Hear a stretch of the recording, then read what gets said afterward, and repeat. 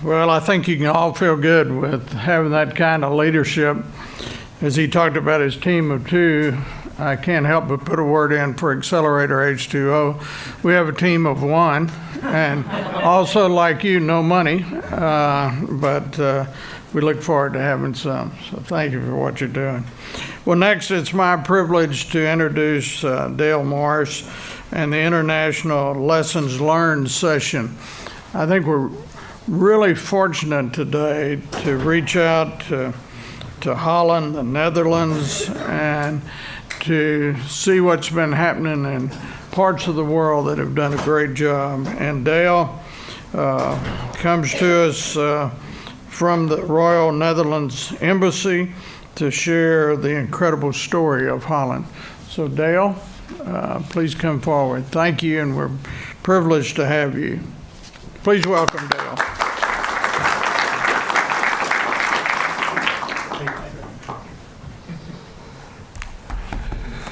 So my apologies at the beginning. I'm recovering from either the flu or a bad cold that my kids gave me. So if I lose my voice halfway, you're just going to have to guess what the rest of the presentation will be. Thank you all for coming, and I want to thank Richard and the tremendous leadership for today's event.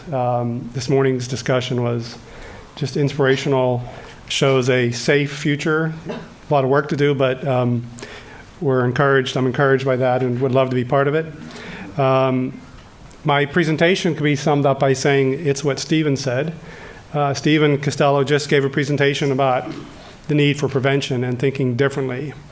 Our discussion this morning was more or less about how do you get more efficient after a disaster.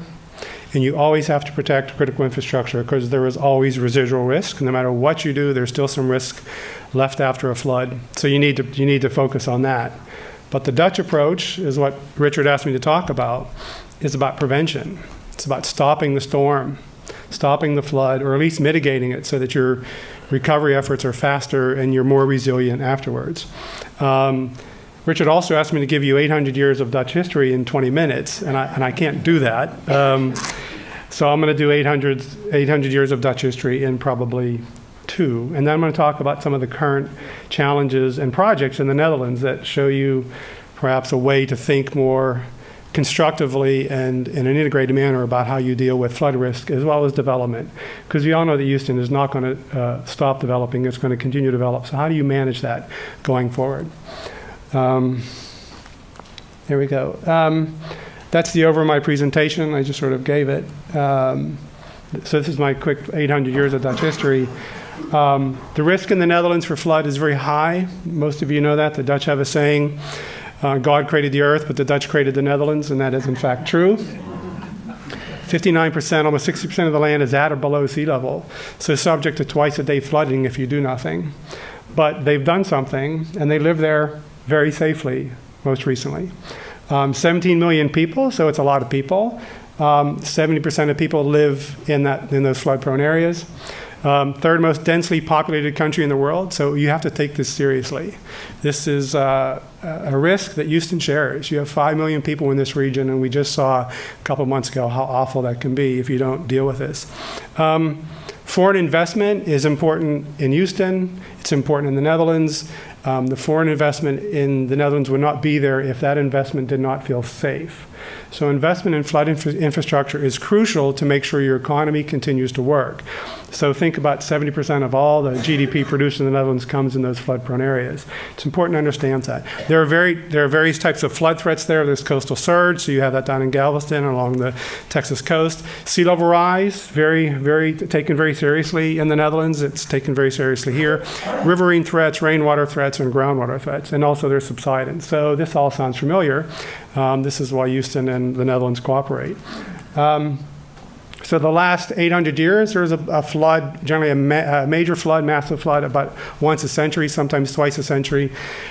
There was always a response, but in last century, the idea was really just to shorten the coastline. So this was sort of what the Dutch were known for.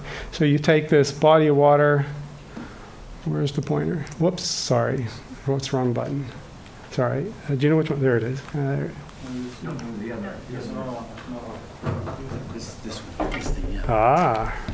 sorry. So this body of water was a brackish lake, sea arm, and they closed it off. You can see with they put a barrier here in the 1916, and that in essence protected all around this, the margin of the IJssel lake. And that's Amsterdam down here. So this was a major investment. So you shorten the coastline, you go from 186 miles to protect to 27. Same thing in 1953 flood, major floods down there, 1,800, 1,900 people died. A never again mentality in the Netherlands. We're just done with these floods, we're done with it. So they constructed a number of barriers, and you can see them in black over here. Number of barriers there. The Delta Works, a long-term investment, and it actually reduced the coastline, or the amount of area you really have to fortify to protect that whole area, from 436 to 37 miles. You have to manage subsidence in the Netherlands. It's occurring regularly. There is uplift on the eastern part of the country. There is extraction of resources, gas and other resources in the north, and so that's causing subsidence and some water. And you have peat oxidation in the western part of the country, which is where most people live. So this subsidence, it increases your flood risk. It makes your infrastructure hard to maintain, so you have to deal with it. And one of the things that David Wagner, my colleague from New Orleans, will talk about later is when you manage your groundwater better, you can reduce your subsidence rates, and thus your investment in managing that subsidence is much cheaper. 1958 floods, 1953 floods created these legal binding standards. So a never again mentality. The Americans here are generally jealous of the Dutch because they have some areas protected to 1 in 10,000 year storm level. Some are protected much lower, and that is something that the U.S. does not do. In the Netherlands, they choose which areas get the highest level of protection for loss of life and loss of economic turnover. And in the U.S., we protect everything to 1 in 100. And there's an argument to maybe move towards the Dutch side. And if that was the case, the Dutch approach, Houston would have a higher level of protection with its massive amount of people and large portion of GDP. Just say this. In the Netherlands, the 1 in 10,000 year storm equals about a 1 in 500 year storm in this region. So just keep that in mind. These concepts of 1 in 10,000 sounds great, but it equals more or less what you just experienced 2 months ago. So it's the safest delta in the world. $5 billion invested, a lot of flood control structures, a lot of co-benefits. And this is what I want you to think about. As you think about the opportunities to redevelop Houston post-Harvey, with all this federal money and other money coming in, all the money that people are going to have to spend, try to think of co-benefits and amenities so that your dollars go further. And I'm going to show you some projects that have done that. The Dutch felt very safe with all that investment.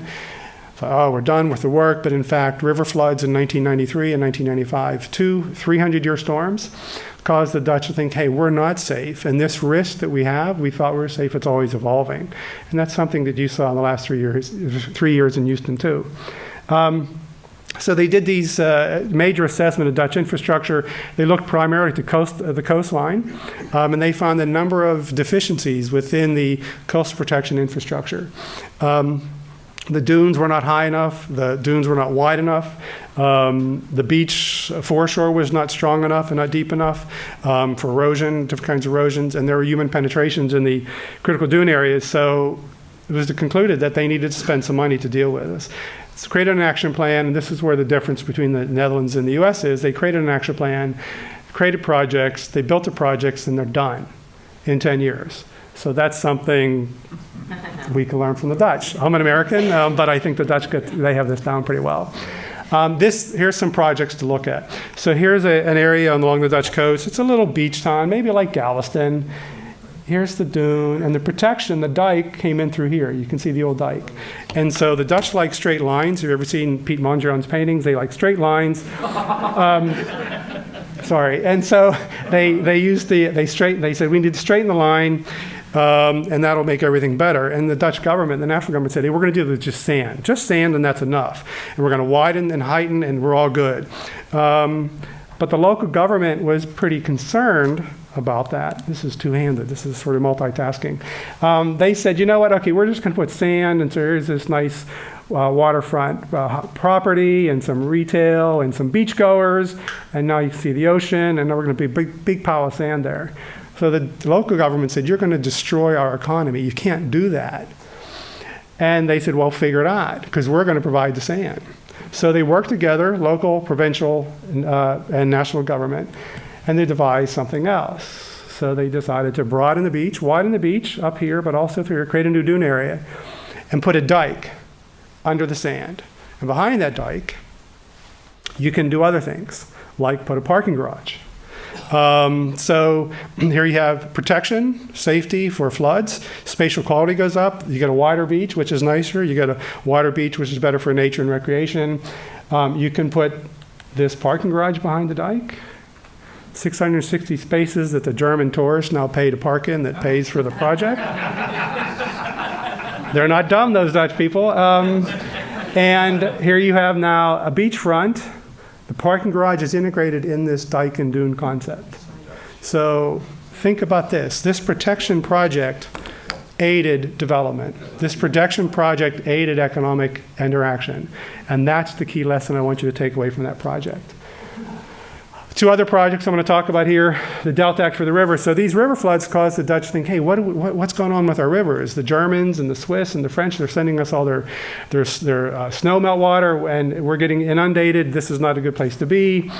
How do we deal with that? So they created another Delta Act with two equal goals. And this is crucial. This is a legally binding thing in the law.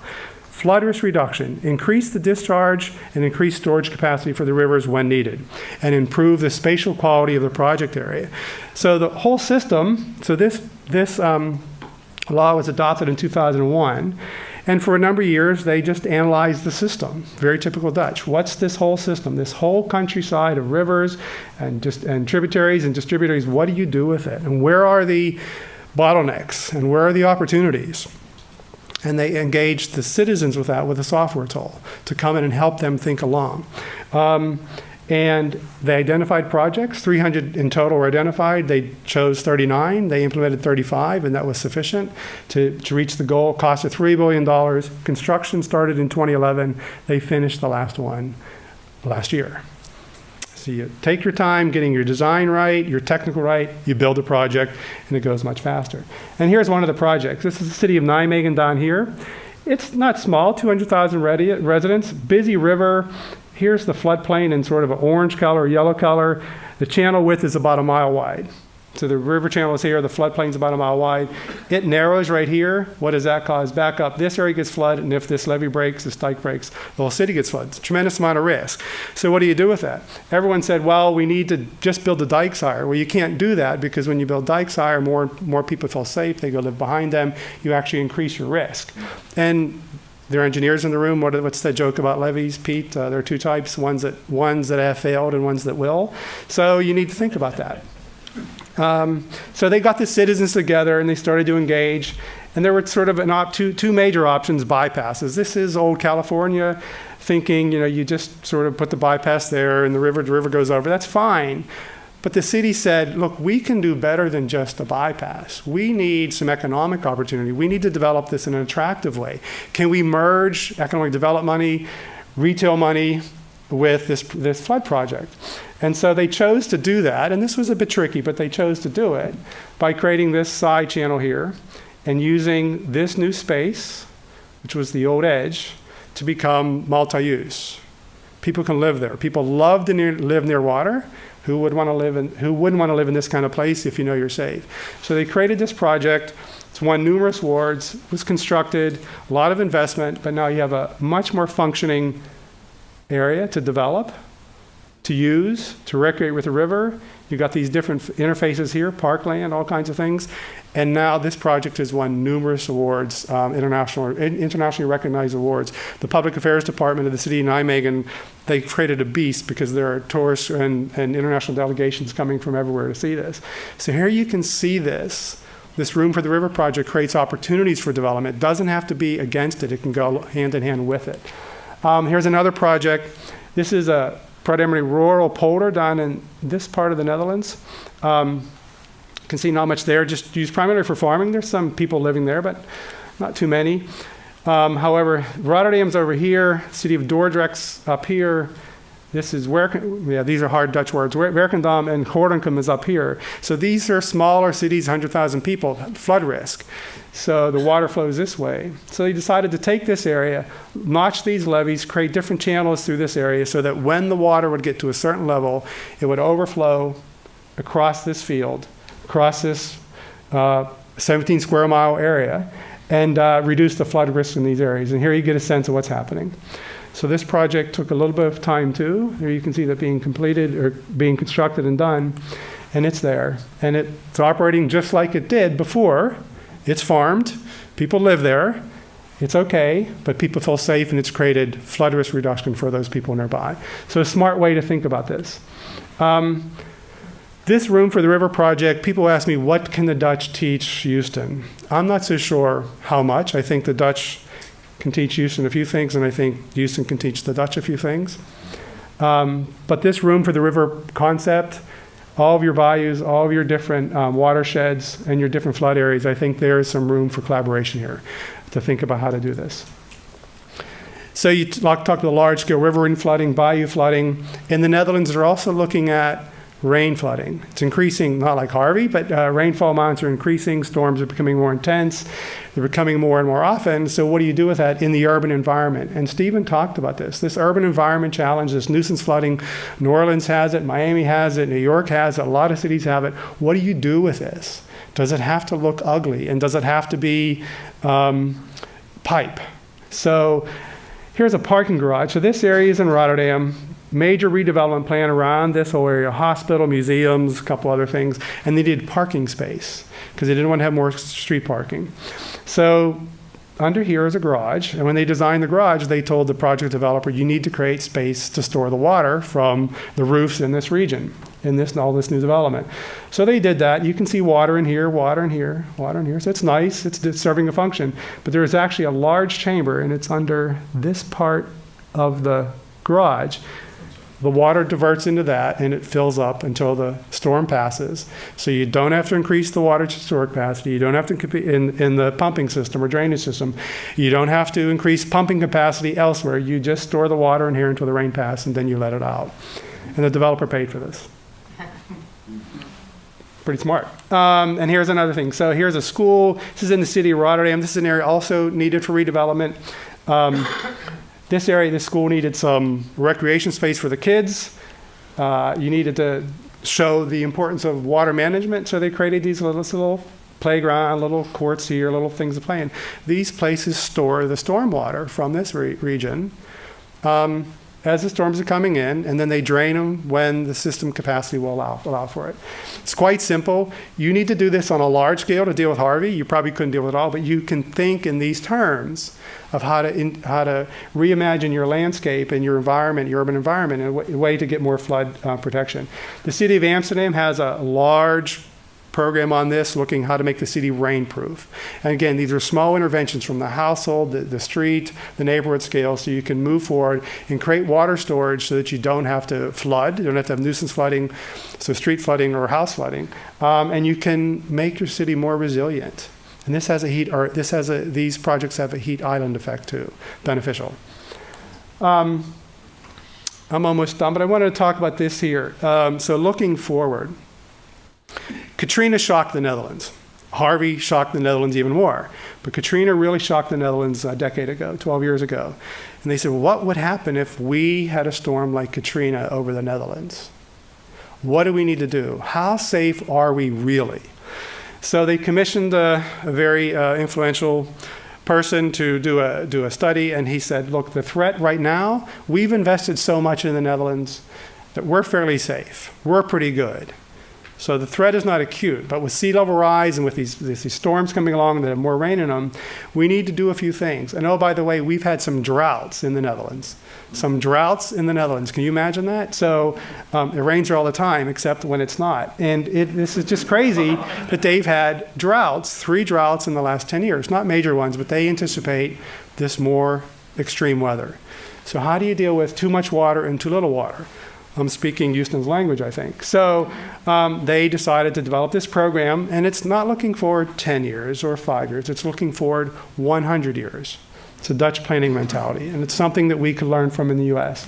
So maintain the Netherlands as a safe and attractive place for investment for people to live, now and in the future. 2 goals, flood safety, so flood risk reduction and freshwater supply. These typical European words, solidarity, flexibility, sustainability, they're there. But what they mean is solidarity between the generations, that we need to take action now for the future generations. Not just solve the problems that we have now, but think about the future generations are going to have. Regionally, it's very important to collaborate regionally because water doesn't respect political boundaries. Show flexibility, create some room for pilots. Lower some standards if you need to see if something works. And sustainability. Is this investment going to be durable over 50 or 100 years? This is proactive, and this is a key message. The Dutch are proactive. They don't want to have any more floods. They don't want the disruption. So don't wait for the disaster, but be prepared for it, and you'll probably save some money. So anyway, there's some of the things going on here. So looking at different kinds of programs. This is the anchoring of the program. I don't need to talk about it. We can. But I just want to say here that there is a guarantee of 1 billion euros per year until 2030 to implement this. So your struggles with funding, it's easier in the Netherlands. And one of the reasons it's easier is because they always focus on safety. The idea that you can protect yourself against these very real flood risks. It's important. So 1 billion a year. There's some innovation that's going to come out of that, Richard. There's some things that the Dutch can share with you. And again, we think some of the emergency preparedness from Houston is going to work. Some of the collaborations, and I'm wrapping up here. So we are already working in various places in the U.S. The benefits of collaboration are just, they're unimaginable. This is the Greater Netherlands Urban Water Plan to grow to the Dutch Dialogues, which is something that David Wagner and I started. It created a different imagination for New Orleans going forward. New Orleans wanted to pump every drop of rain out of the city as soon as it fell. It was exacerbating the subsidence problems. They had this opportunity with Katrina. So what do you do with that? And we helped them create a vision. David's team did, as well as, and this vision became part of the Resilient New Orleans plan. Norfolk, Virginia. I'm from Virginia.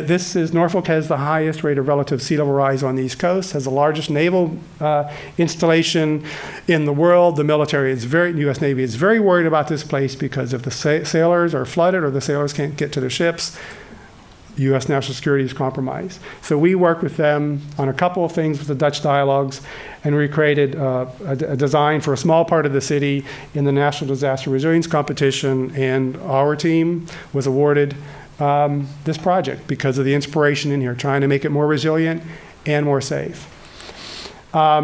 Working in New York, so Pete can talk a little bit about that, but the Rebuild by Design competitions in New York, and that's Hoboken.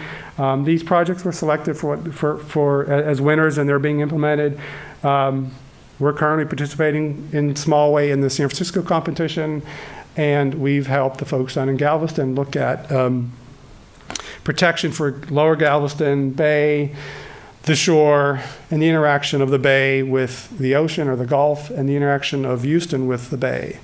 So and what the things we would tell you to think about is one of the things that troubles us, me being American, but not from Texas, and the Dutch being from far away, is this whole system, this is one system. And you shouldn't think about it as coastal protection for Galveston or the coast, or protection for the bay and only the bay, or protection for Houston and only Houston. This is a landscape, this is a system, and you need to treat it as a system. Sure, you have projects that are going to benefit primarily Galveston or primarily Houston, but you need to have the system thinking to really get the benefit of the money you're going to invest. And it's about choices. I'm going to leave this here with you. This is about choices. We've had three major floods in the last 3 years. I think Stephen joked when I saw him a month ago, 1,500 years of flood, so you're safe. You have 1,500 years of floods in the last 3, so you're safe. Maybe it's the new normal. Swiss Re and Munich Re, the reinsurance companies, they have data that shows this is the new normal. They have a lot of trend data showing that what we're seeing now with floods is going to continue. So we can choose to be reactive or proactive. And the Army Corps of Engineers has a standard that $1 invested in flood protection or flood risk reduction returns $4 of benefits. Any guy on Wall Street will take that. And I think we Americans should too. Can we deal with continued loss of life and homes, cars, possessions, business disruption, water quality challenges? Can you continue to deal with that, or should we try to mitigate some of the risks up front? 80% of the losses in Harvey, I'm told, are uninsured. What do those people do? Can't we do better by them by thinking more proactively? Federal aid, you can see it. You won't be made whole by the feds. So what do we do with that? Prevention makes a lot of sense. And I'll just say this, Moodys last week came out, and it's something that I'm an economist, and it's something that I really appreciate Moodys doing this, and S&P is going to do it soon, is they are looking at cities when they're asking for money for a bond rating. They're telling cities that if you aren't doing things to reduce your flood risk or your climate risk, and in California that's wildfires, but here it's water. If you aren't doing things, we're going to charge you, we're going to rate your bond at a less attractive level, so you're going to pay more. And the Wall Street folks and the economists will tell you, so if you're going to get charged more, why not do those things and find a way to monetize the difference between the prospective bond price and the money you're going to pay for this thing and build the infrastructure? Not only then do you have a cheaper bond, cheaper cost, but you have more benefits. So think about the opportunities you have here. And I'll just leave it at that. Thank you.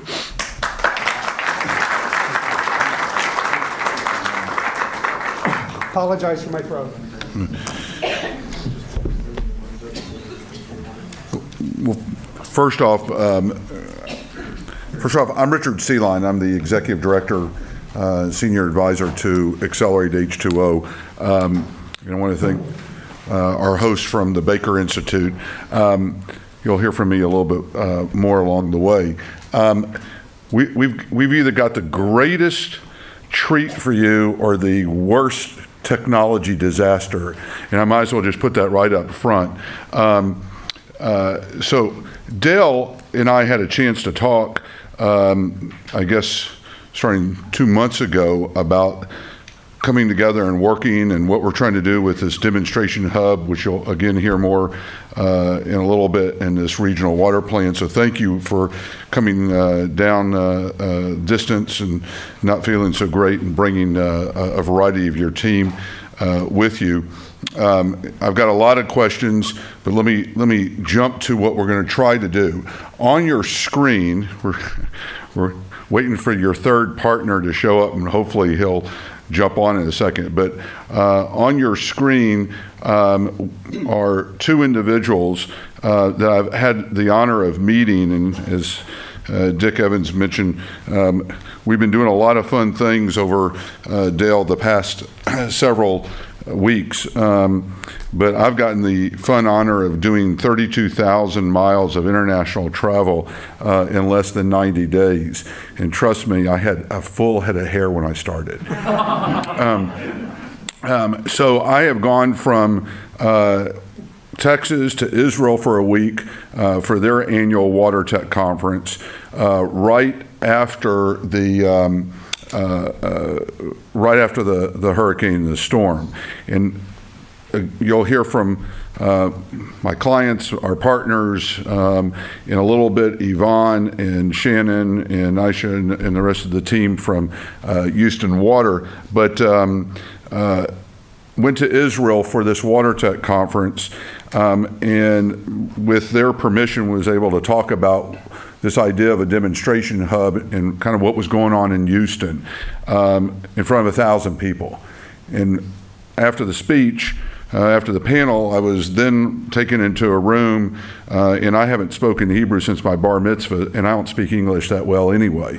And so long and short, I'm put on the phone with the Minister of Energy and Infrastructure, who says, you need to really understand what we've had to do over the years, and it's not just a national security issue, it's in a sense of economic resilience. So hopefully Danny Lacker, who is the head of Israel Water's whole emergency response and security, will tie in. The guys back behind the screen here are trying to make that happen. So I go, then from Israel, I go to Europe and have an opportunity to meet a number of Dale's colleagues. And you'll again hear more from them. But we go from Brussels to Amsterdam, Amsterdam to Rotterdam, Rotterdam to Helsinki in 1 week. All right. That's when I started thinking I started losing my hair along the way. But I also gained a lot of weight. You can only imagine the cheese and the wine that we had to keep us fortified. But I had a chance to hear from somebody you'll hear from in a second about the whole Danube River basin and how they've approached basins. And because Houston has these 3 or 4 river authorities and these river basins impacting it, meaning that what happens up in central Texas impacts down here. You all know that. The first 3 floods of the 5, actually the first 4 of the 5 floods, let me say it again, the first 4, try to say this real fast, first 4 of the 5 slides, you know what I'm trying to say. It's a Monday and I've only had 1 cup of coffee. All originated in the Hill Country. In the Hill Country, literally from Dallas-Fort Worth down to San Antonio, has been designated flash flood alley. It's the most prolific place in the United States for consistent flash floods. So you are the sad beneficiaries of that. So I figured, why don't we hear from the Danube? So you'll be hearing in a moment. I go then from Europe to Wuhan, China. Anybody been to Wuhan, China? All right. So Wuhan is a kind of the next tier set of cities, but when you go to China, everything is proportional. Wuhan is in Hubei province. It's where the Yellow Yangtze River is. But 1 year ago in September, they had a flood equal and proportional to the Houston flood. And that is the city that is launching their whole Spun City initiative. So you have 2, possibly 3. If it doesn't happen, we'll figure out how to get them connected. 2 wonderful speakers that are going to visit with you remotely. They're going to speak on the screen, and hopefully the gentleman behind the screen here will have their presentations up. So first and foremost, from the Danube in Hungary, and I'm not even sure what time of day it is, but I'm not sure who's going to go first. Dr. Wong, are you going to go first here in China? I guess for you, you're the longest distance. So why don't you start first? No problem. I can follow. Perfect. And I think we're going to get your presentation up for you here. And why don't you give a minute or 2 of your background and then jump into your presentation.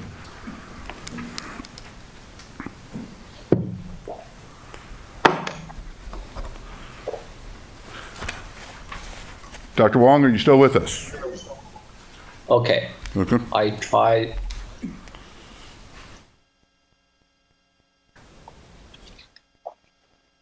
Yeah, ladies and gentlemen, can you hear me good? Yes, sir.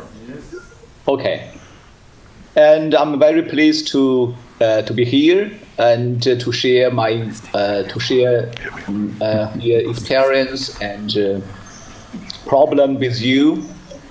And thanks very much for the Baker Institute for invitation, and also for thanks very much for Mr. Richard Ceylon for your invitation and your big effort to let me here to have this presentation here. Today my presentation will about Wuhan initiative in Chinese Sponge City program and the river chief system. Yeah, my name is Wong Rijn, and I'm now working at the Hubei University in Wuhan. And now I'm sitting at home. Now is 4 a.m. early morning. I hope I have clear brain and I can give you a logic talk. I hope so, yeah. Thank you so much. You see, on the slide, is show you the not September, it's July. Last summer in Wuhan, the flooding. On the left slide, you can see the entrance of the high-speed railway station. The entrance here normally is very crowded, but by the flooding is still is dead. And also the storm were very heavy, and the damage was huge. Also here show you the channel across the Yangtze River was closed. And somewhat about Wuhan. Wuhan is located, as you said, or as Richard said, is located in the middle reaches of the Yangtze River. And the Yangtze River is the biggest river in China, and also the biggest tributary, Han River, flows in the Yangtze in Wuhan also. And Wuhan now has a population 10.76 million, and is covered area about 8,400 square kilometers. The picture show here the flooding in 1998. It's one of biggest flood in Wuhan's history. From picture, you can clearly see the river or the level of Yangtze River and Han River is higher than the road. Than the road even. And all when we think about the reason of flooding and the urbanization or the too quick urbanization in China is one of most important reasons. Previously, when the nature when the city or the city area covered by natural land, 70% of the rainstorm would be infiltrated in the groundwater. And when the city area covered mostly by impervious land, we can imagine 70% of rainstorm will flow as runoff, as surface runoff. And not only the water, the quantity runoff, but also the quality of the city area is all problematic. So you see the statistic 2010 among 350 Chinese cities, 62% of them suffered flooding disaster or the waterlogging disaster only during year 2008, 2010. And in the meantime, water shortage is also general problem in Chinese cities, as the expert from Netherlands see also. We think about one side too much water and another side too little water. Water shortage. Because of situational background, China launched so-called Smart City program in the year 2015. Using some slides in the next, I will give you some or the main ideas and the principles, also the activities and target about this program.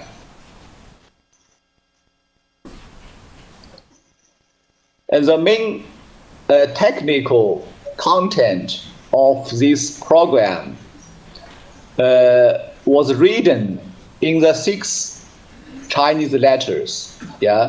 It's when it's translated in English, it's something like infiltrate, detain or delay, store, purify, reuse, and drain or discharge.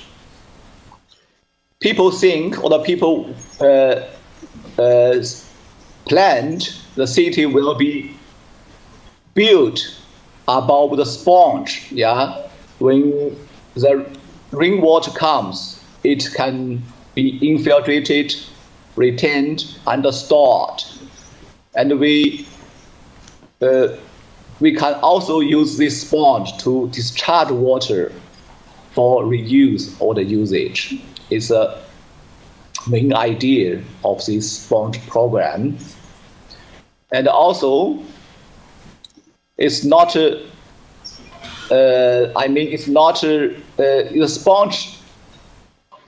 The name sponge program or sponge city, I think is not first used in China, but also used in Netherlands.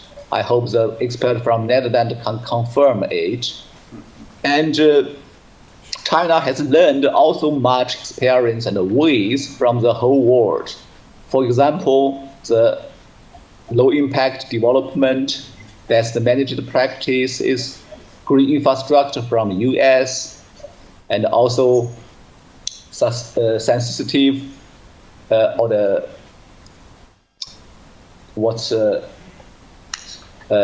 SUDS from UK, a sustainable urban drainage system, I think, and also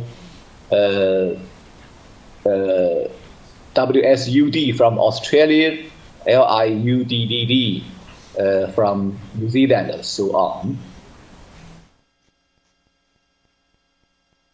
And we will think about the technical, the ways to have construction is something like also low impact and best managed practice, like using or the popular in US. For example, rain garden, green roof, porous pavement, and so on. It will be used or will be used as main technical in the city or in the city construction. And we also think the different cities has different situation. For example, groundwater situation, soil situation, and so on. So we think also the different ways for the selection, which way is suitable or the most suitable for the situation. Yeah. And as technical road, we planned something, some framework like these three parts: source reduction, process control, and systemic remediation. For example, we think of not only the one places, we think about watershed scale or the integrated approach, and so on. We think of not only green infrastructure, but also green infrastructure plus or plus green infrastructure, and so on. It's a technical route. For organization and implementation, we have a layer construction. And in the city level, the city government or some government section, for example, government section from environment protection, landscape, urban construction, and so on, will be responsible for the so-called design or the roof design, how city planned or the investment, and so on.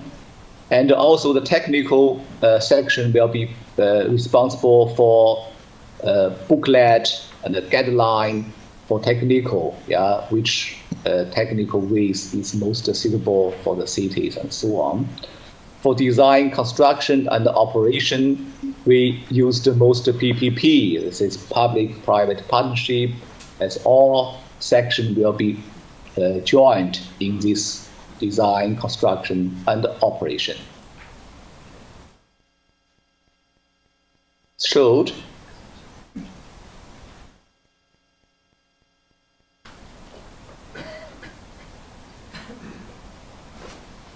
And you see on the picture, it's a 30 pilot city, 30 pilot cities in China, which are selected as first or the second fees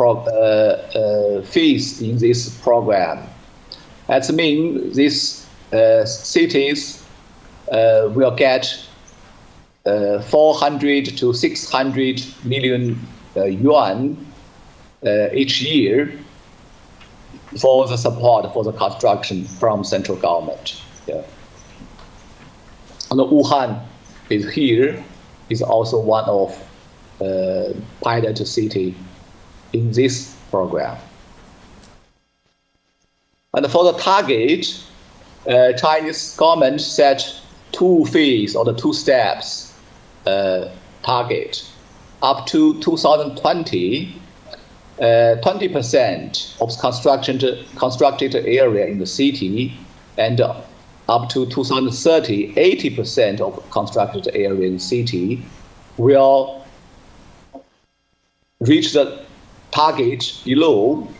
That means no water ponding or the no water flooding by small rain event, no water or the no submerging by heavy rain event, and also no black and odorless urban water, and also the urban heat island effect will be mitigated. It's a target, also a clear target in this program. So I give you also the overall the highlights of this program, and in the coming slides I want to give you some information about Wuhan and how important water and river important in this province and the city. And Wuhan, or the Hubei, Wuhan is the capital city of Hubei province. Hubei is one of the 11 provinces and cities in the so-called Yangtze River Economic Zone. It's the national development strategy in China, and the Hubei province is located in the very middle part. And the Hubei province is also so-called 1,000 lake provinces. Yeah?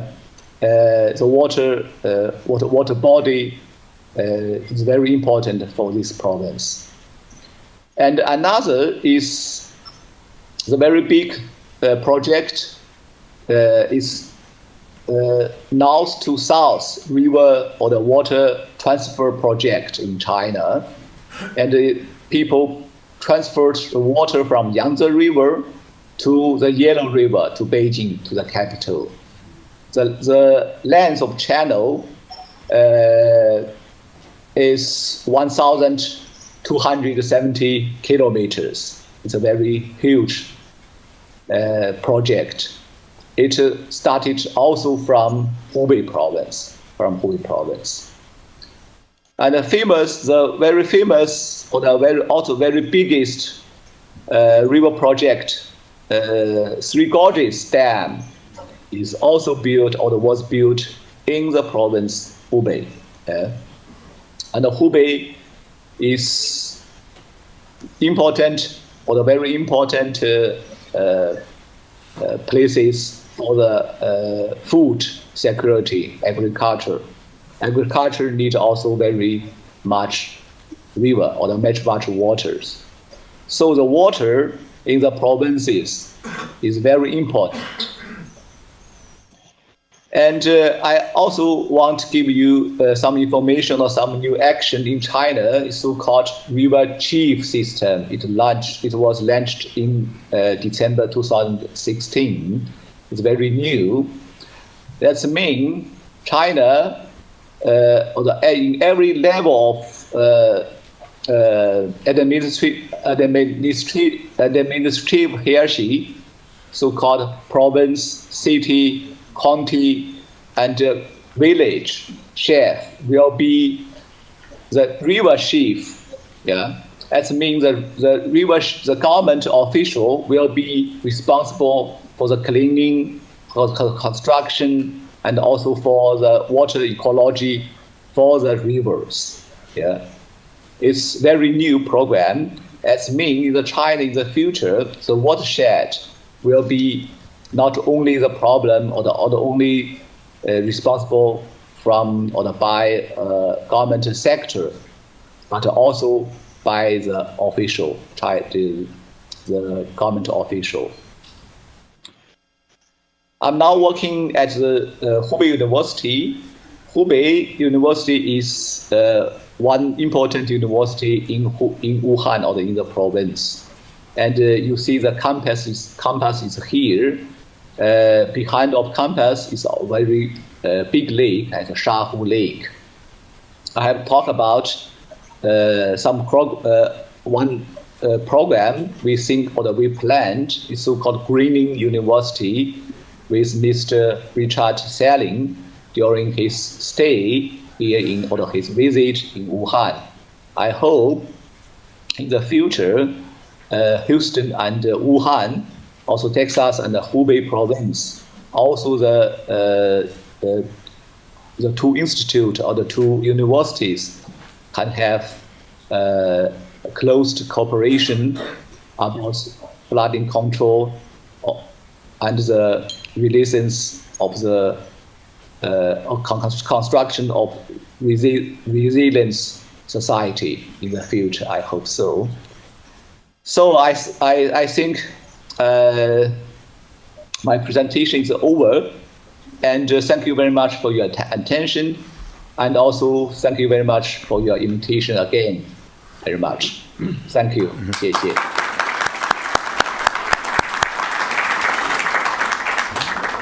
Dr. Wong, I know it's early in the morning, but if you'll stay with us a little bit longer, since you're already up, I will share with my chairman, Dick Evans, that now that he's retired, Dick, they do not have a long line for these river chiefs. Okay, there's a lot of job openings for river chiefs based on what he told me, especially as Dr. Wong said to me. Now all responsibility for all flooding, all disasters, and sad but true, any of the negative consequences falls to the river chief. I figured that running a bank is probably not as easy as this, okay?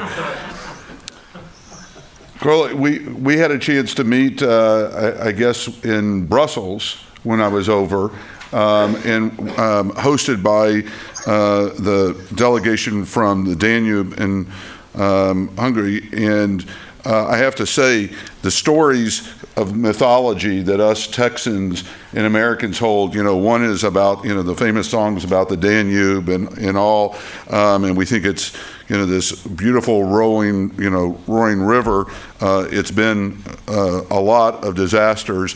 The flip side of it is I always have to explain that, yes, I went to Holland and there's no little boy putting his finger in the dike anymore. So this is your opportunity to hear about the Danube River from one of the leading experts who has been driving their next generation of activities. So thank you so much for being with us, Crowley, at this late hour. Thank you very much. Thank you very much, ladies and gentlemen. My name is Kare Gombas. I'm Hungarian civil engineer, but I also work on river basin level in different international departments or commissions. And well, actually, looking at the presentations before, they were quite right to the point, and they were discussing kind of discrete cases. I would like to talk more about governance issues and some proposed solutions that we find sustainable for the future in the Danube Basin.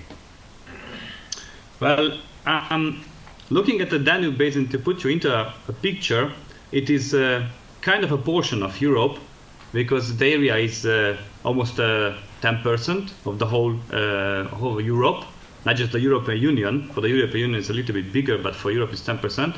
So it's. But I tried to convert to the units that you easier recognize. So it's more than 300,000 square miles, which is just basically Texas and Kentucky together, or Texas and Louisiana, a little bit less. So it's, I think it's a substantial area that we have to focus on.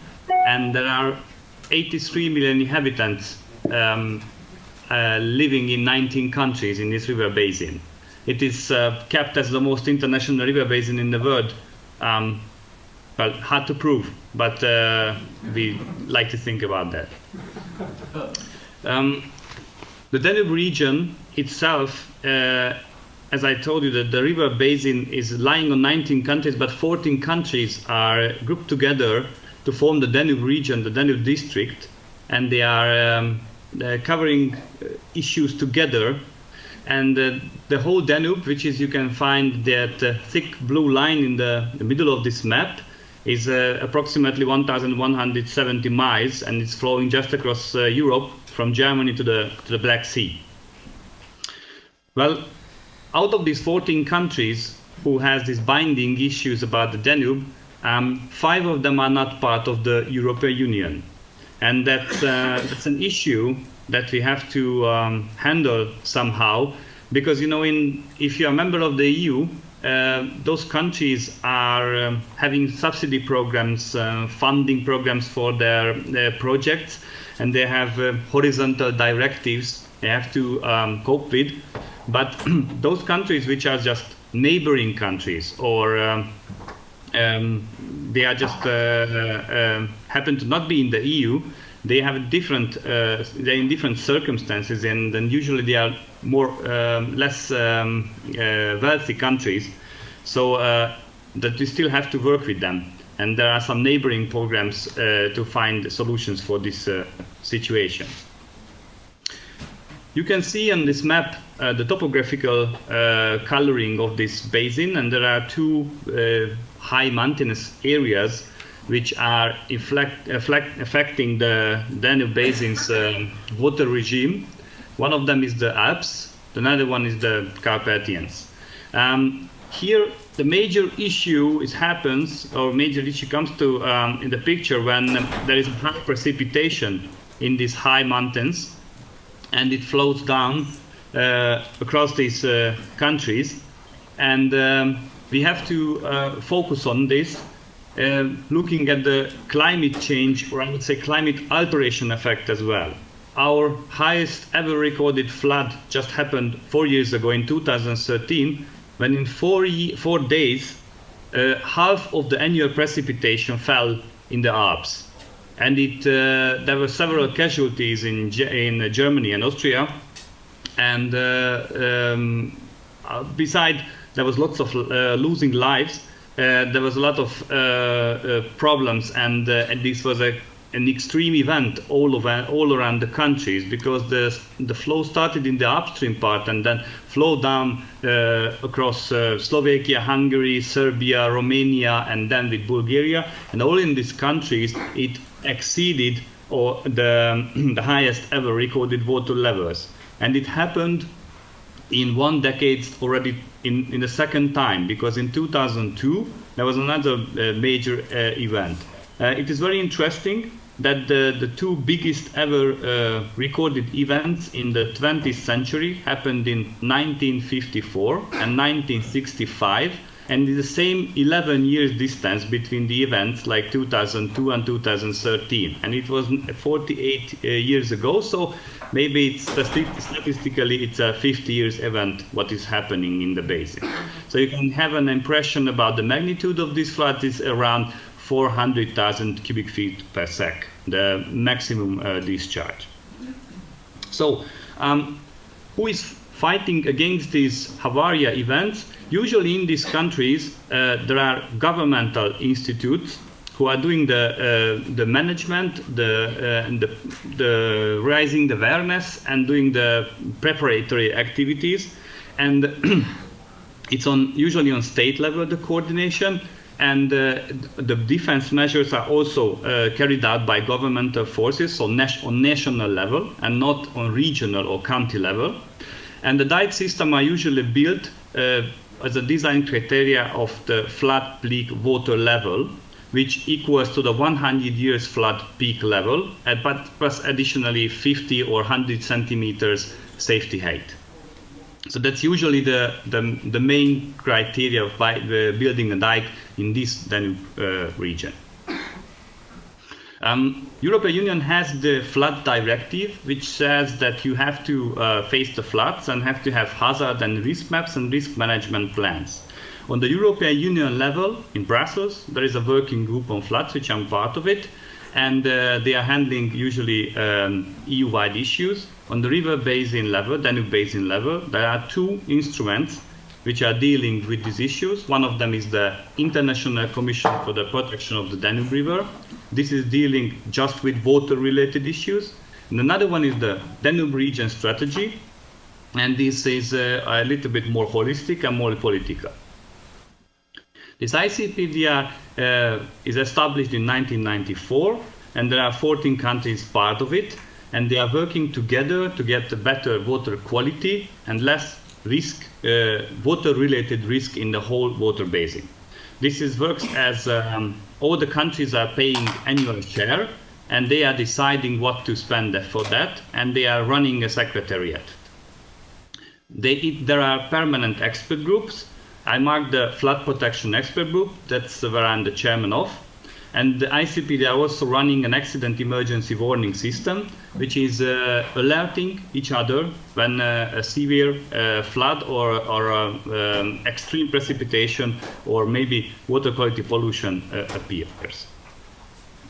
ICP, they are also having a task to record and document the events, because from all the major issues now I just put from 2002 to 2014, there are books and reports about the floods, international ones, covering all the 14 countries with pictures, case studies and lessons learned. And these are shared in English language. The EU Flood Directive is, as I told you, it is an obligation for all the EU member countries, but also the non-EU member countries who are in the Danube Basin try to follow it. It says that you have to do a preliminary flood risk assessment, flood hazard and risk maps, and flood risk management plans. ICPD are responsible for doing it on the basin level, and in this map, in this basically it's a common plan. The most important principle is the solidarity principle, which says that one should not pass on water management problems in one region to another unless they agree on. I think it's a very tough criteria, and now Germany has to discuss even with Bulgaria if these measures are in line with each other's targets or mitigation purposes.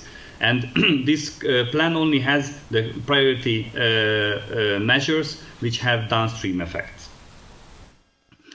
There are some chapters, and maybe you can take a look at it later on. What is important, there are good practices also. There are international and national projects that how the mitigation measures worked in different states or in nations.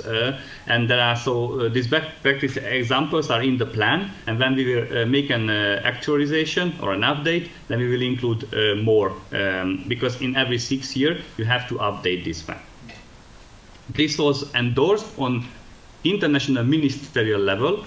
So the Danube ministers from all the 14 countries adopted this plan together with the Danube River Basin Management Plan, which is focusing more on water management, on not maybe qualitative and quantitative way, and not about floods. Floods is an additional thing, and it has a separate flood risk management plan. So it's internationally adopted by ministers.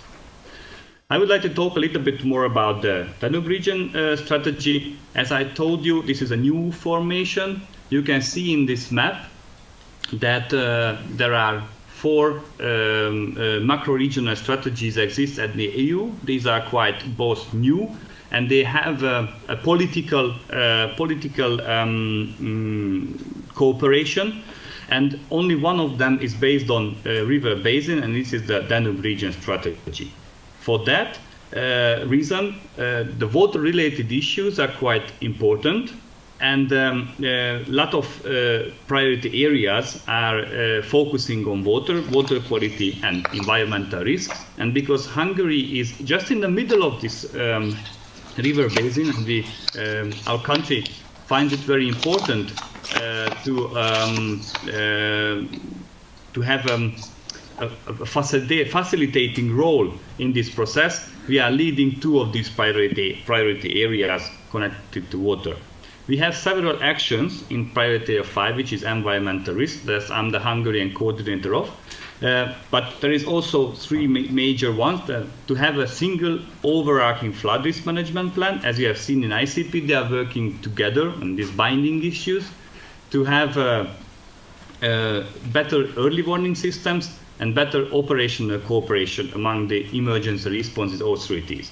And for that, we are doing quite practical things like international conference sessions, workshops, even for educational institutes.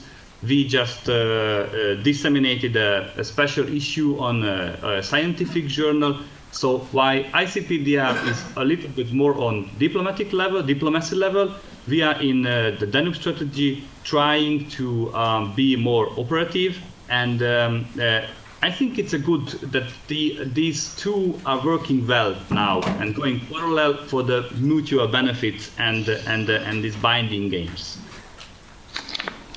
As I told you, in this river basin, Hungary is just in the middle, and our country is where all these blue arrows pointing at. We are in this dish, at the bottom of this dish, so all the water is coming to us. So that's why Hungary has a long history in river basin management, especially flood risk management. If you're looking at this map where Hungary is, you can see that our country's areal extent is comparable to India now. So that's how big we are, and we have 9 million inhabitants. In our case, in Hungary, every year we are dealing with some issue. We have small floods, significant floods, or extraordinary floods.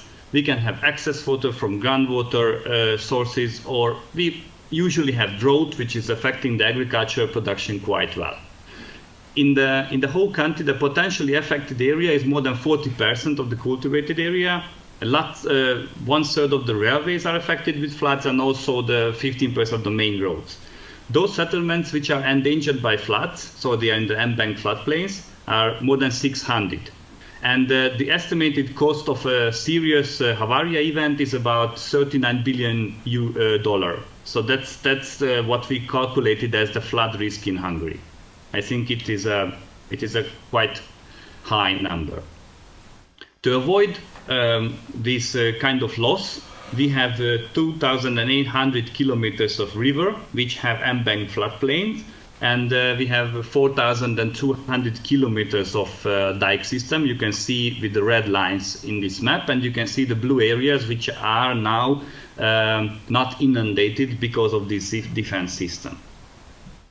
If you are looking at the graph, we have even longer dike system than the Netherlands has, and a little bit bigger protected area as well. But this is just for the playing with the numbers.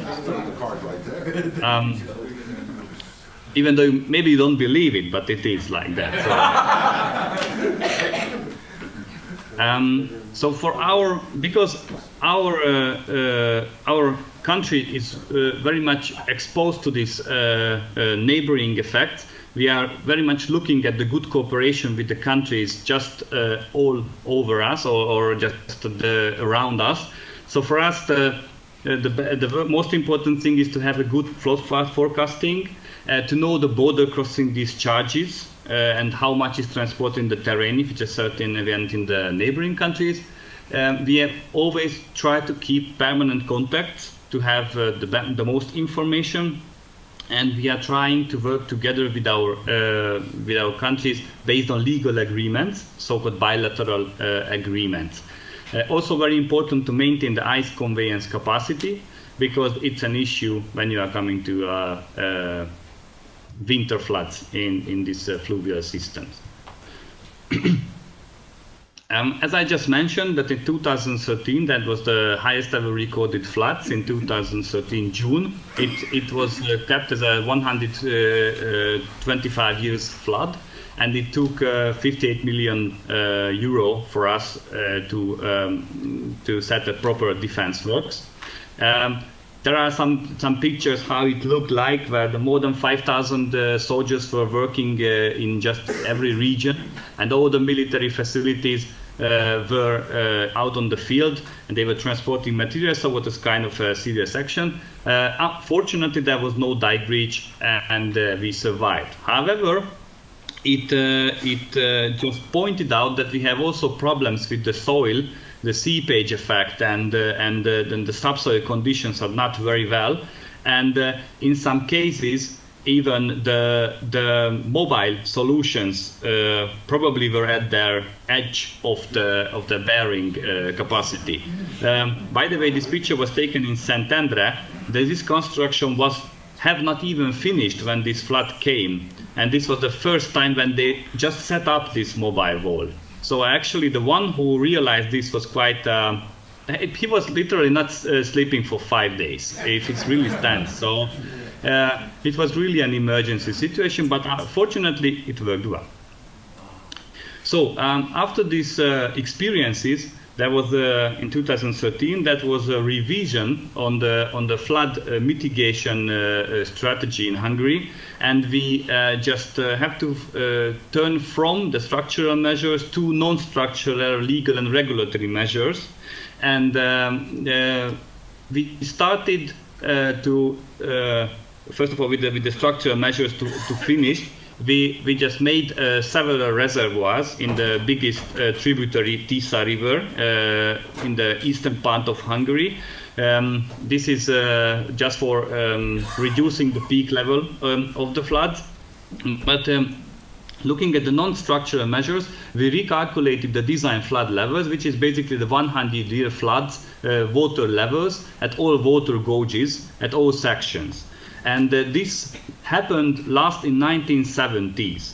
And we found that basically because of the climatic alteration and also the man-made interventions or measures in the upstream parts, in the floodplains and the whole river basin, for in 40 years, these design flood levels went up with even 1 meter or 1.5 meter. This is kind of an average in the country. And it is quite frightening, because actually we lost the safety height from our dikes, and we are when a certain 100-year flood comes, it is basically equal than the crest of our dikes. So it's not safe at all. So we thought about what to do if we are heightening the dikes. That would probably cause, it would need more space, that would cost a lot, a fortune, and also it would increase the subsoil problems, which is very common also in Hungary. So we just changed our perspective, and we turned to this sustainable solution that we are trying to maintain the floodplain and the floodplain conveyance capacity, and try to keep this design flood level, which is a 100-year floods level, in the same as it is now, or reduce it. So not emerged dikes, but reduce the water level and let the flow convey in its riverbed. For this purpose, in 2 years, we did all the 2,800 kilometer reaches two-dimensional modeling. We analyzed the terrain alterations, we analyzed the historical background, and we identified the so-called conveyance lines, primary, secondary, and steel zones, and we made maps to enhance this conveyance capacity. And this is what we are considering as a good solution for the future to maintain the capacity of the floodplains.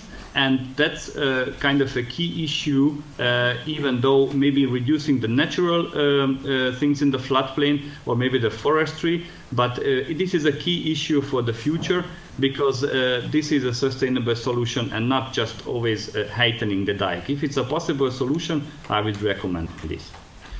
I'm closing my presentation with just a short summary. So I just introduced you this Danube River Basin, where we have international, on diplomatic international level, river basin instruments, the ICP, the Commission for the Danube Region, and also the Danube Regional Strategy, one of operational, one of more diplomatic. And we have Hungary, where we introduced a new solution, which is a turning point for us, and it is a sustainable floodplain management. So that's all. Thank you very much.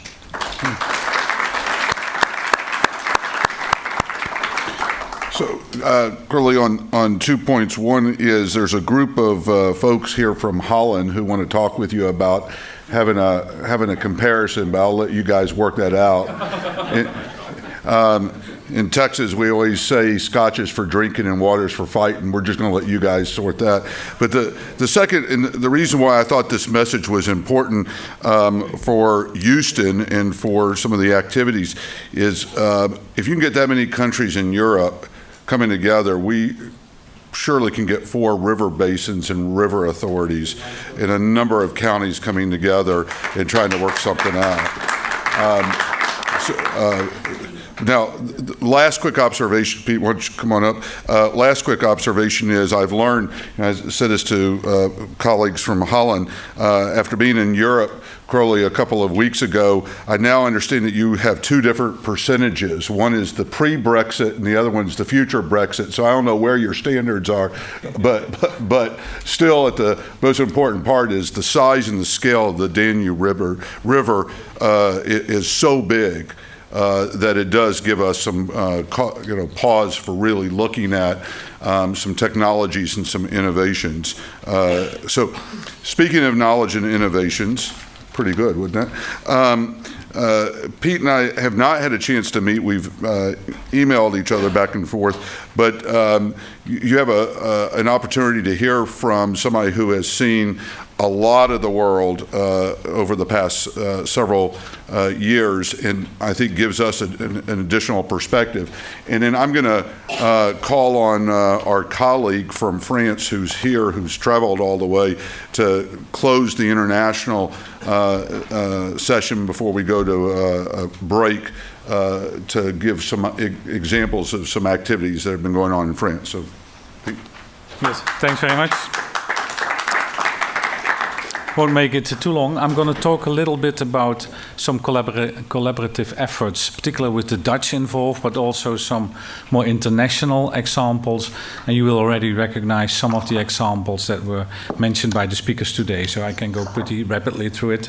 I'm with Arcadis myself, which is one of the oldest Dutch engineering firms. We were founded in 1888.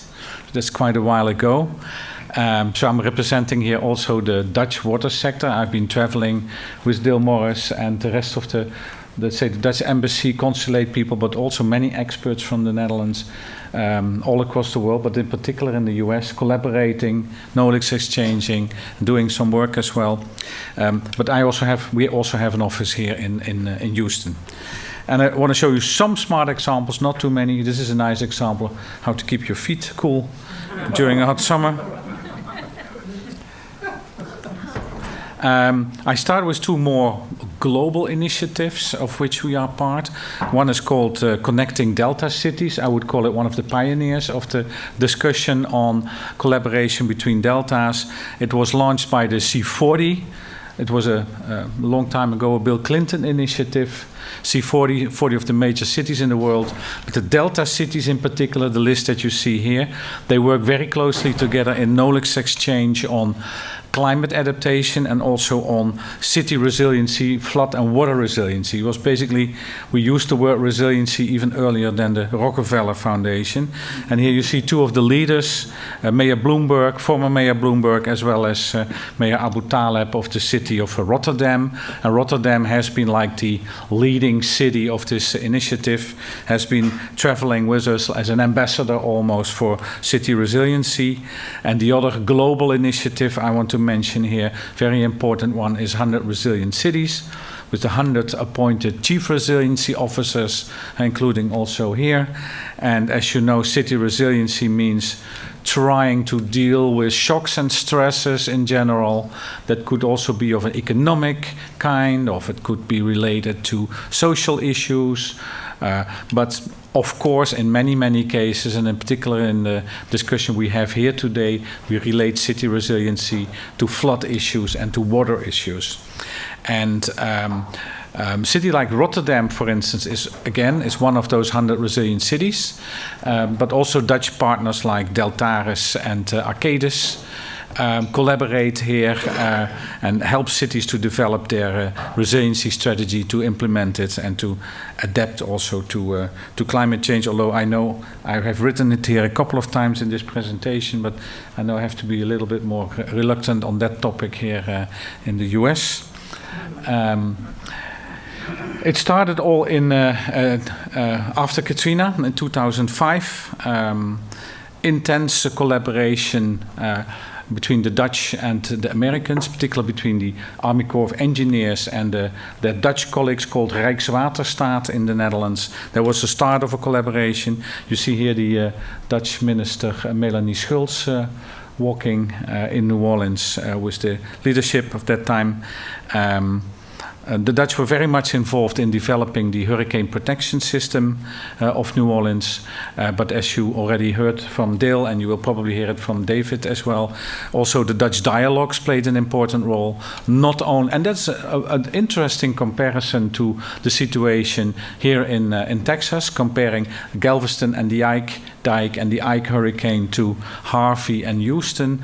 Also in New Orleans, there was first a discussion about this wall of defense around the city to protect against the impact of storm surges by hurricanes. But at the same time, under leadership of David and Dale, also the discussion came up about how about the water system of New Orleans? Because even if you have a fortified city, you still have to deal with your own rainfall. And that's exactly, of course, what happened in Houston, but what also happened again in New Orleans, by the way, because the pumps are still not working that great. Very important to mention here is what you see in these pictures. The way of collaboration and the way of communication basically are these kind of workshops that you see here. Interactive sessions, multidisciplinary sessions, not only engineers, also environmentalists, scientists, different groups, communities, but in particular also architects and landscapers. Because what we learned in these so-called Dutch dialogues, but they were not Dutch dialogues, call them New Orleans dialogues. What we learned is that jointly designing and jointly developing new systems with the maps on the table helps to understand better how the system works, but also helps to understand each other. What do you mean? Write it for me. Can you draw me something?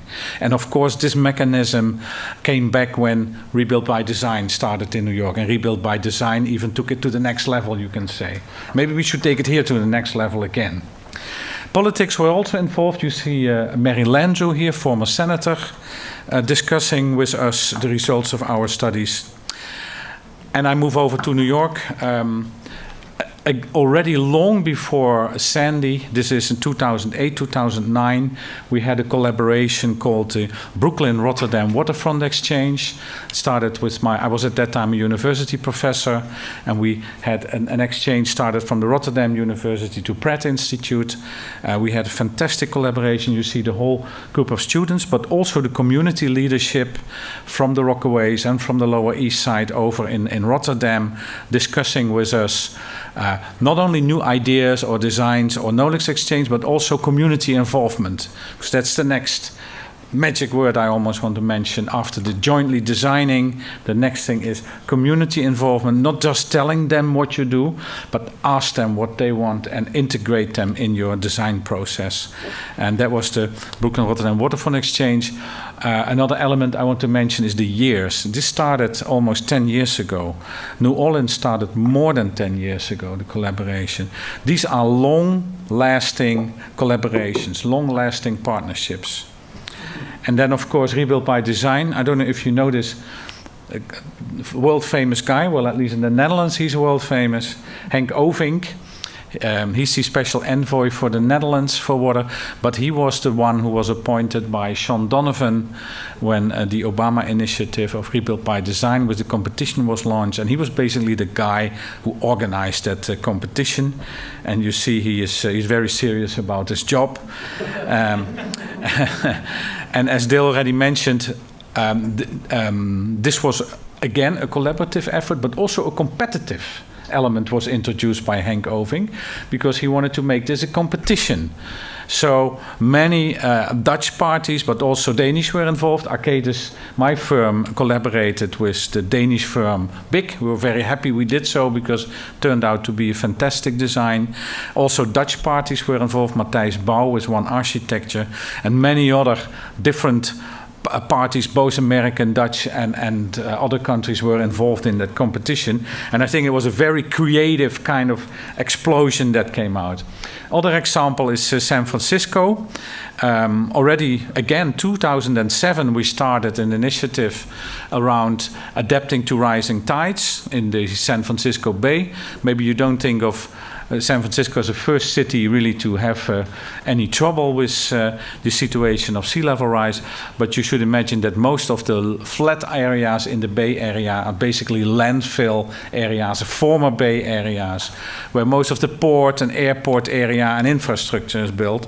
So they have an issue there. Again, here we had a fantastic collaborative effort turning out in these kind of designs. It was led to a new project called Mission Bay.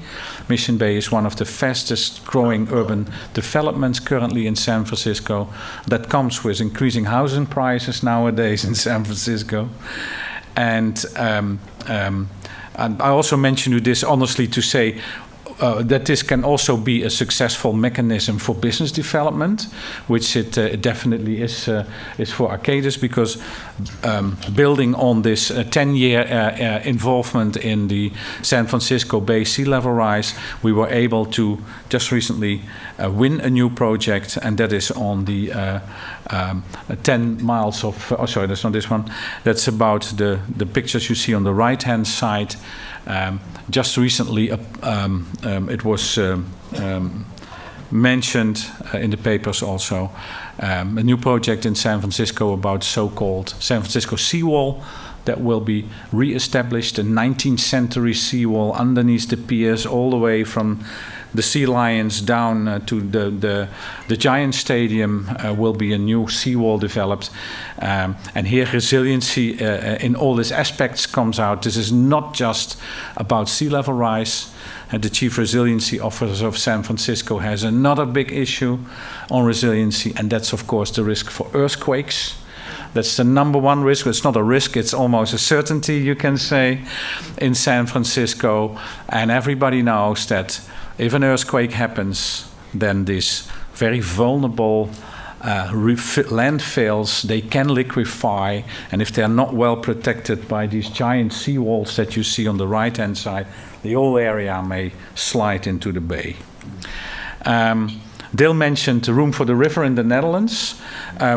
We also tried the Room for the River project in LA, with the LA River, which does not really resemble a Dutch river landscape. It reminds many of us maybe more of movies like Grease or Terminator 2, with the car races in it at the bottom. But still a very interesting project. Have no idea where this will go.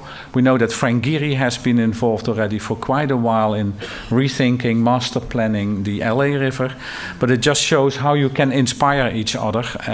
This is with the previous mayor of LA that we were working here. Very interesting project. Pete, I hate to interrupt your professional speech, but I think this crowd is probably a tough crowd to sell anybody on anything dealing with LA. It is. The World Series, so you may want to move on to the next one. Okay. Forget about LA. Forget about LA. Move over to Miami. Same story again. Also Miami, it was Henk Oving, I think, who developed with the Miami leadership and the Chief Resiliency Officers there a session called the South Florida Resilient Redesign. It is more than obvious, I think, we all know that Miami really has a big problem with sea level rise. And this combination now of unprecedented real estate booming development and at the same time sea level rise is already under blue skies currently already creating flooding. So they really have to rethink the system somehow and come up with a new resilient idea for a future of Miami. It's a tough way to go. Wuhan was already mentioned by Professor Wong before. Arcadis is the engineering firm doing the master planning here. We're very fortunate that we can combine our Dutch expertise with our Chinese colleagues as well. Our colleague Wen Mei Ha, who's leading this project in Wuhan. But we also have Dutch partners here. I mentioned Rotterdam, but also Amsterdam with the rainproof program that Dale mentioned. This Amsterdam program is also involved here. And that combination of, let's say, public-private firms and parties, as well as research institutions working together, of course, means that you can all cover these different aspects of, it's not only techniques, it's not only talking about technology and about innovations and about smart stuff, it's in particular also about governance. How do you deal with these things? How do you plan things? How do you operate and maintain them? How do you finance them? And one you're not so common with, probably, I don't know if any one of you has any idea what happens here. This is Jakarta.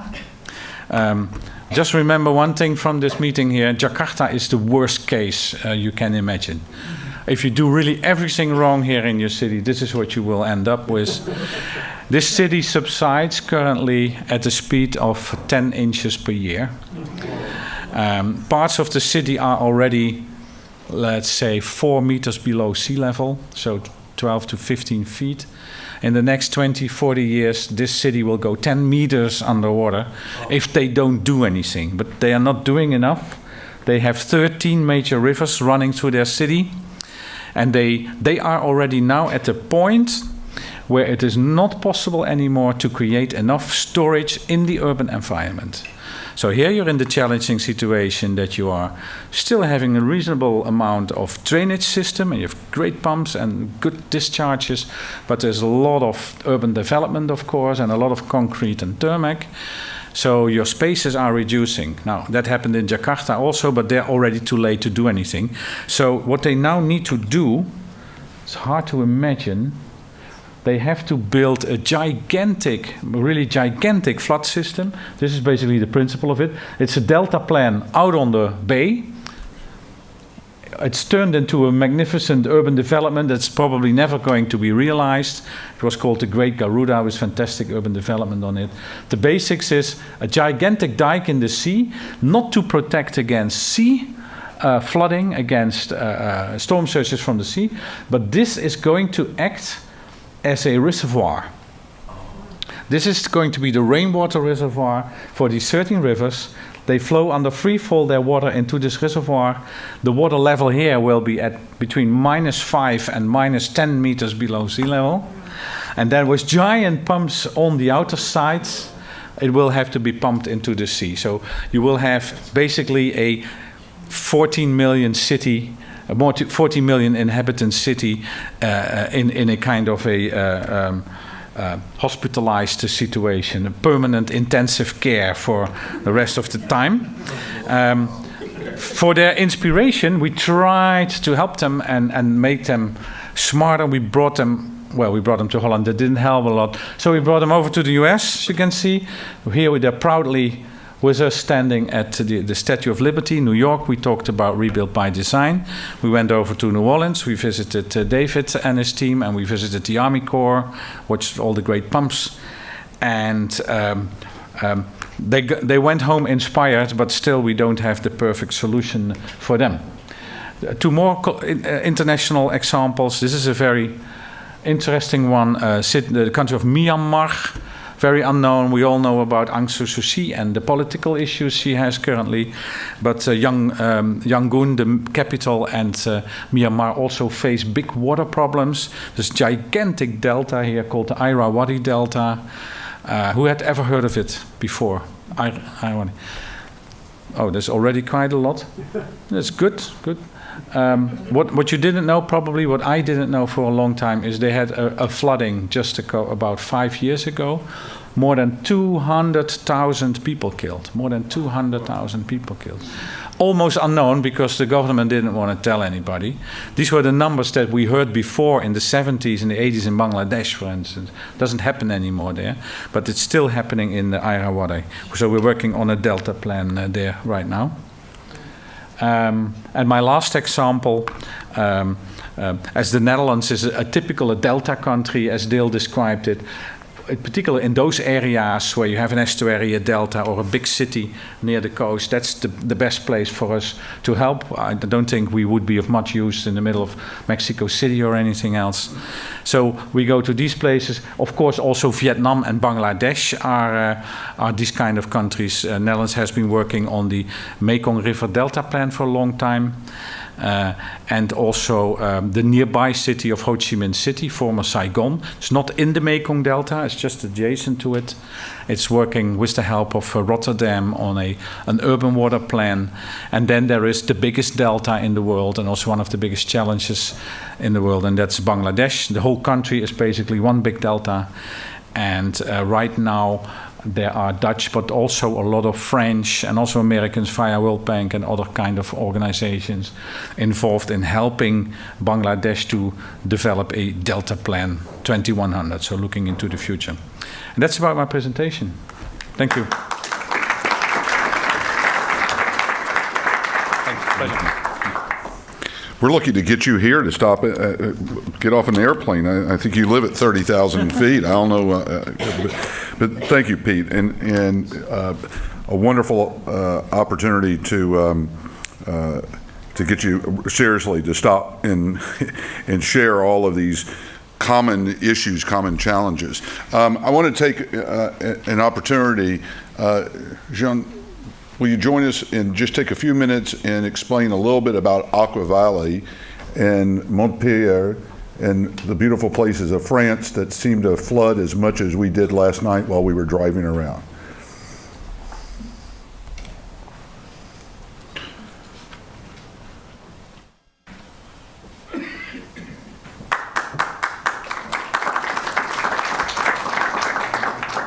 Thank you, Richard. So, I'm the general manager of so-called water cluster network in France called France Water Team. The French government started the policy of competitiveness cluster about 10 years ago. We have something like 68 competitiveness clusters, national clusters in all kind of business. And of course, on water, we are more recent. We were created in 2011. In Montpellier, there are 3 national water clusters in France, and we have been organizing a network, including regional clusters. So now we have a network of 3 national plus 4 regional clusters, which covers most of the country, and which represents basically 650 companies and research laboratories.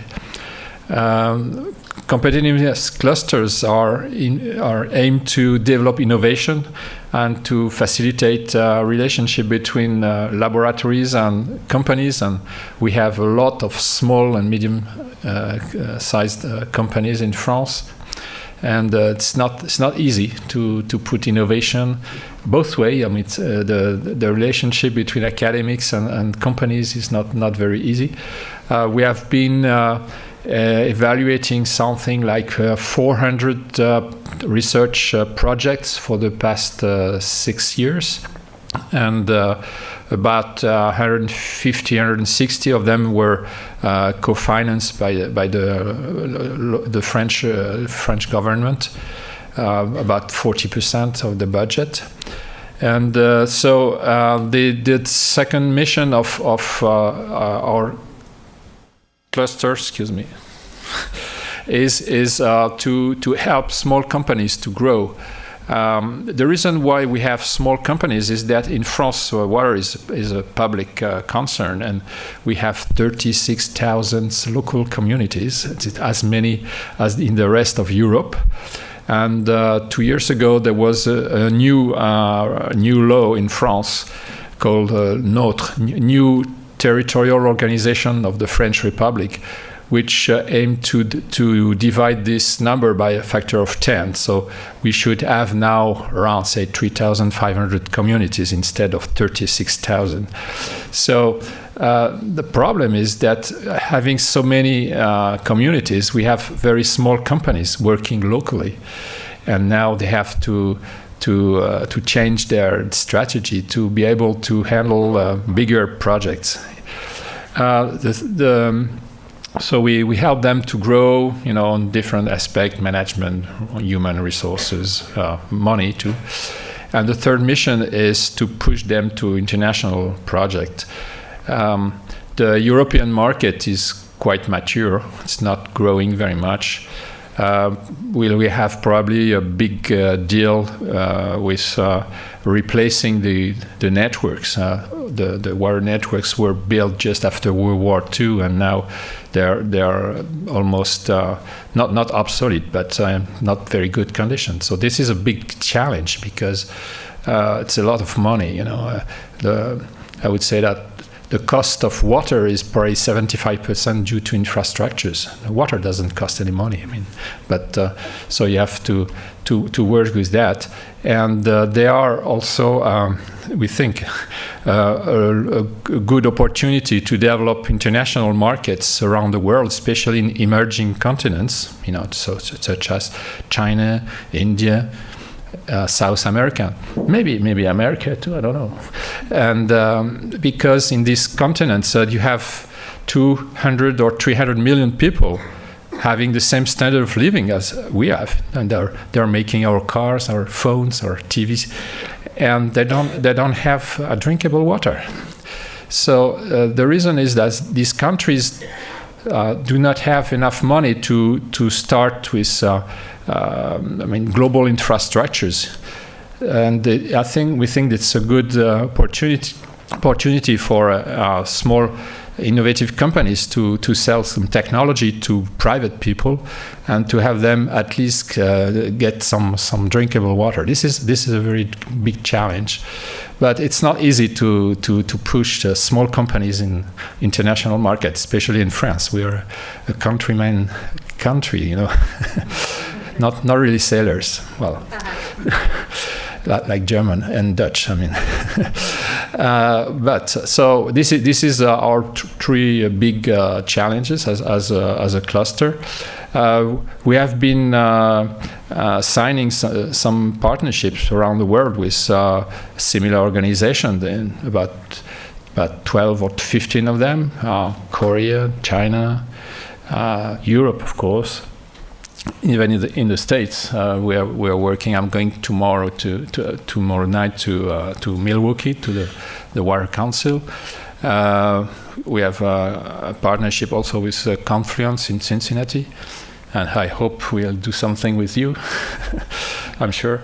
And then we have also partnerships in South America, in Africa. Montpellier, south of France, is a city in France where you have all the national laboratories which are represented. It's about 20% of the whole research effort in France in water. And Montpellier used to be the back office of the former colonial empire of France. So they have developed a lot of things around water, around tropical disease, around tropical agriculture. And this area is very dry in France, so we turn water into wine, actually. Some guy did that some time ago in Israel, I guess. But yes, the Languedoc vineyard is the largest in the world, actually. It's twice Bordeaux and twice Burgundy. It's very big. But we do that because we don't have any water there, so it's a big problem, big concern. Okay, so I'm around here, and if you are interested, we can talk a little more about that. Thank you. So I have to remind my colleague that some of you may or may not know that the first embassy ever between the state of Texas, which was actually the Republic of Texas, was with France, and it was the French legation. It's still a building in Austin. So I have to remind our colleagues from France that they came here and helped us with the Spanish. The other is that there's these three little companies some of you may have heard of that are out of France that have either their North American or some form of their North American operations. I don't know if y'all maybe have heard of them. One's called Total, the other one's called Suez, and the other one's called Veolia. They're kind of companies that are just beginning to kind of maybe get their brands out a little bit. Okay, yeah, exactly. So we look forward to working with our French colleagues. I stand between you and a chocolate chip cookie. Well, a few less chocolate chip cookies because a couple of us have been out there eating on some of them. But here's what I would ask. Corelli, it may be a distance or a challenge to do some questions, and I'm thinking that maybe after the first of the year we would set up a webinar and invite those who want to have a little bit more extensive opportunity to ask questions. But is there anybody that's got something burning passion question, not a statement, not a political statement, not where's my FEMA check, who do I call? But does anybody have a burning question that you'd like to ask any of our speakers? And it's not that it's an opinion of what they said, it's that there's chocolate chip cookies and something that goes on. So Crowley, thank you so very much for being late with us tonight at home, and to all our speakers.